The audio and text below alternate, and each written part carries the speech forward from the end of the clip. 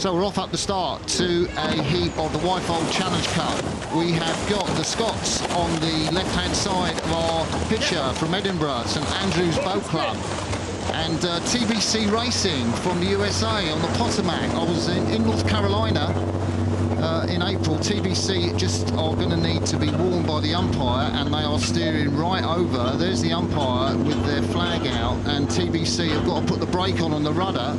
There they go. What's going on, Lizzie? So this is a coxless fore, so nobody sitting in the bows or the stern watching where you're going and steering you. You yourself have to choose somebody in the crew to steer the boat. So there will be some wires attached to a rudder that on the other end are attached to a steering foot, and it looks to me as though whoever is steering is quite possibly inexperienced and got knocked around a bit at the top of the island, but certainly struggling a little bit to get that boat straight. What you normally see with these coxless boats is as they settle into their race rhythm, and we're going through the barrier now, so now's about the time where they will hit their stride, things settle down a bit, and then you get all four oars going into the water at the same time and the same depth, and the boat straightens out, and you can get control of that steering foot again. But that has certainly lost them a lot of ground, hasn't it? Pat Rogers, the man with the foot. He's got his back to us, the crew on the left-hand side from TBC Racing. I first came across them when I was in North Carolina in April for the Lenny Peters Cup, and TBC brought a load of boats down trailer from DC, and a lot of youngsters rode for the club. They've got a lot of programs of youngsters and seniors and masters. Great club, but we come back live now. And this classy crew from St Andrew have really opened out a gap, Lizzie. They have. And of course, what we're noticing also, the wind has lifted, so it could well be that they had a little gust of wind there at the end of the island, and that hit them as well.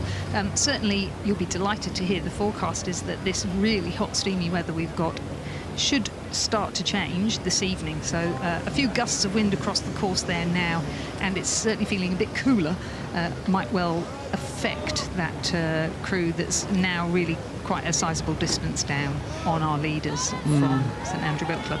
Yeah, and the lads from St Andrew, they've got so much experience. I mean, there's a couple of 30-plus-year-olds in the bow, Neil Poole, and the steersman Jan Svedlo, and both of them have got, well, this is their 9th. When they come down the track, this will be their 9 sort of Henley appearances between them. And then Jack Lane and Josh Thompson. Well, Jack started this regatta with 2. This will be 3rd. And Josh Thompson's, he's been down the track once, the IT technician, the 24-year-old in the stroke seat. Very classy, very competent. He's got the green hat on, you can see. They've got that white, what is that? Is that a Hudson or a Felipe? They're racing in the Italian boat. St Andrews, I did see they were voted Scottish Club of the Year in 2024. Which is that? Yeah, I'm just looking at Fergus here, who will be sharing the commentary towards the end of the day, and he will know way more about the Scottish club than me. Formed in 1846, row on the Edinburgh Union Canal.